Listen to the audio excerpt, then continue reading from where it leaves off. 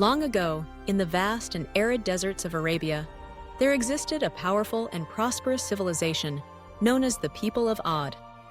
They were renowned for their immense strength, their towering structures, and the flourishing gardens that bloomed in the heart of the desert, a testament to their ingenuity and mastery over the harsh environment. The Aad were descendants of the noble prophet Noah, and their leader, Ad ibn Iram, gave his name to the nation. They settled in a region called Al-Ahqaf, famous for its rolling sand dunes and lush oases, a place that seemed almost miraculous in its beauty and abundance. The Aad were not only physically strong, but they were also skilled builders and artisans. They constructed magnificent pillars and mansions carved from mountain rocks, their cities standing as marvels of architecture. Their wealth was unmatched. Their livestock grazed on green pastures, and their granaries overflowed with crops. Trade flourished, and people from distant lands traveled to witness the grandeur of Aad's civilization. Yet, with prosperity came pride. The people of Aad began to forget the blessings that had been bestowed upon them. They believed that their strength and wealth were the result of their own power, not gifts from the Creator. Arrogance took root in their hearts, leading them to wrong others, to exploit the weak, and to indulge in excesses. They turned away from the worship of Allah, choosing instead to fashion idols out of stone and wood, bowing before creations of their own hands. The Aad reveled in their might, boasting that none could challenge them, that no force on earth could bring them low. It was during this time that Allah, in His infinite mercy, sent to them a prophet from among their own people, a man named Hood. Hood was wise, compassionate, and upright, a man known for his truthfulness and integrity. He reminded the Aad of their humble beginnings, of how Allah had raised them from nothing and made them strong. Hood called upon them to abandon their idols, to worship only Allah, and to act with justice and kindness. He warned them that pride and ingratitude would lead only to ruin, and that the blessings they enjoyed could be taken away if they persisted in their ways. At first, Hood's message was met with scorn and derision. The leaders and chiefs, wrapped in their arrogance, laughed at him. "Who are you to tell us how to live? Do you see?" They scoffed. "We are the strongest of all people. No calamity can touch us. Are you telling us to abandon the gods of our forefathers for what you call the one God?" They accused Hood of madness, calling him a liar and a troublemaker. They challenged him to bring the punishment he threatened. Convinced that they were invincible, despite their hostility, Hood did not waver. With patience and persistence, he called his people to repentance, urging them to remember the fate of earlier nations who had defied their Lord.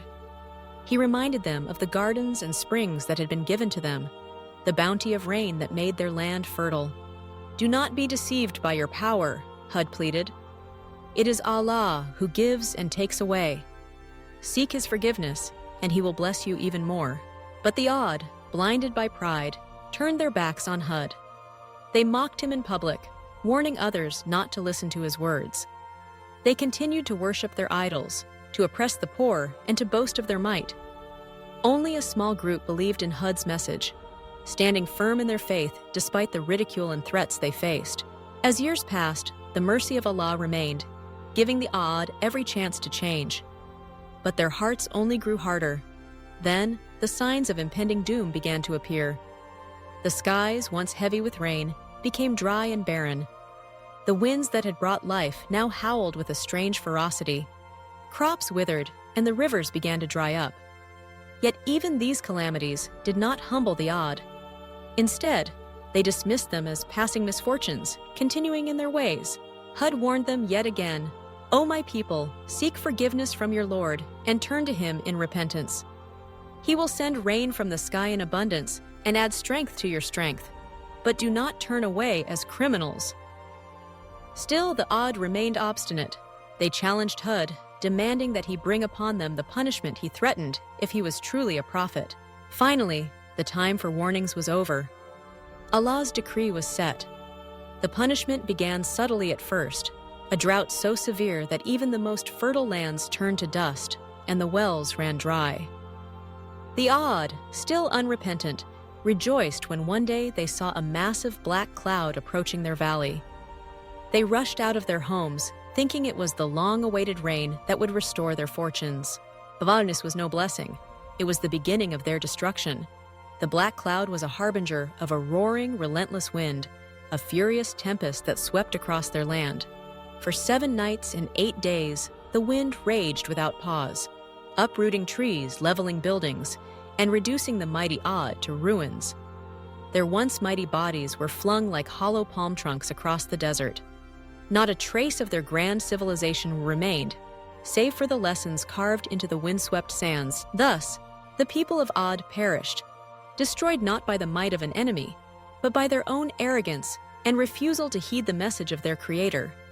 Allah had given them strength, wealth, and countless blessings, but they forgot the source of their fortune and became heedless. Their destruction stands as a timeless reminder for all generations that pride and ingratitude lead only to downfall, and that true strength lies in humility, gratitude, and obedience to the One who created all things. The story of Aad and their prophet Hood is preserved in the Quran and echoed in the ancient ruins scattered across the Arabian desert. It serves as a somber warning, urging humanity to reflect on the fleeting nature of worldly power and to remember the mercy and justice of the Almighty. For nations rise and fall, but the lessons of history endure, guiding those who choose to listen.